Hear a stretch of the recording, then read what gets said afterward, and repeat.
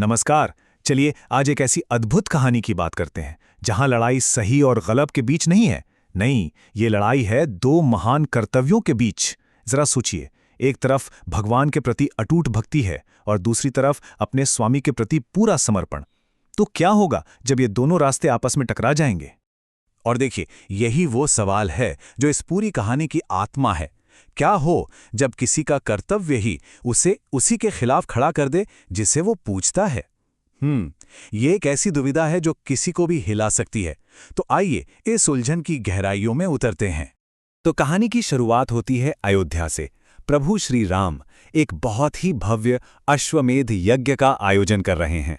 अब ये सिर्फ एक यज्ञ नहीं है, ये उनके धर्म और उनके शासन का प्रतीक है। इस यज्ञ का एक पवित्र घोड़ा पूरी धरती पर भेजा जाता है और जो कोई भी उसे रोकता है उसे सीधे सीधे श्री राम की सत्ता को चुनौती देनी होती है। और बस यहीं पर कहानी में एक बड़ा मोड़ आता है। राजा वीरमणि, जो ना सिर्फ एक शक्तिशाली राजा है बल्कि भगवान शिव का बहुत बड़ा भक्त भी है, वो उस घोड़े को पकड़ लेता है। और ये श्री राम की सत्ता को एक सीधी चुनौती थी। वीरमणि को अपनी ताकत और अपनी भक्ति पर दोनों पर बहुत ज्यादा गर्व था और यहीं से टकराव की नींव रखी जाती है। ये जो अहंकार है ना, यही इस पूरे संघर्ष की जड़ है। जब श्री राम की सेना घोड़ा वापस मांगती है तो वीरमणि का जवाब एकदम साफ और सीधा होता है, पराजय स्वीकार नहीं है। इस एक वाक्य में उनका अटूट घमंड और किसी के भी सामने ना झुकने की जिद साफ झलकती है। लेकिन ये लड़ाई सिर्फ इंसानों तक ही सीमित नहीं रहने वाली थी। जब वीरमणि की सेना हारने की कगार पर पहुंच जाती है तो वो एक ऐसा कदम उठाता है जो पूरे युद्ध का नक्शा ही बदल कर रख देता है। अब ये युद्ध देवताओं का युद्ध बनने वाला था। कहते हैं ना, एक सच्चे भक्त की पुकार में बहुत ताकत होती है। अपनी हार को सामने देखकर वीरमणि अपनी पूरी भक्ति की शक्ति से अपने आराध्य, अपने रक्षक भगवान शिव को पुकारता है। वो उनसे अपने उस वचन को निभाने की प्रार्थना करता है जो उन्होंने उसे दिया था। और अब देखिए, स्थिति कितनी ज्यादा गंभीर हो जाती है। स्वयं महादेव, संहार के देवता, अपने भक्त की रक्षा के लिए युद्ध के मैदान में आ जाते हैं। ये कोई साधारण दुश्मन नहीं है, ये तो स्वयं भगवान शिव हैं जो श्री राम की सेना के खिलाफ खड़े हैं। और यहीं से कहानी का सबसे मुश्किल हिस्सा शुरू होता है। हनुमान जी के लिए ये एक गहरा धर्म संकट है। एक तरफ हैं उनके प्रभु श्री राम, जिनका काम सबसे ऊपर है, और दूसरी तरफ उनके पूजनीय भगवान शिव। अब उन्हें इन दोनों में से किसी एक को चुनना है। देखिए, दिलचस्प बात यह है कि दोनों ही पक्ष अपने अपने धर्म पर कायम हैं। हनुमान जी अपने स्वामी श्री राम के काम के लिए समर्पित हैं और उधर भगवान शिव अपने भक्त को दिए वचन से बंधे हैं। मतलब दोनों अपनी अपनी जगह सही हैं, लेकिन फिर भी एक दूसरे के खिलाफ खड़े हैं। हनुमान जी के ये शब्द उनके मन की पीड़ा को दिखाते हैं।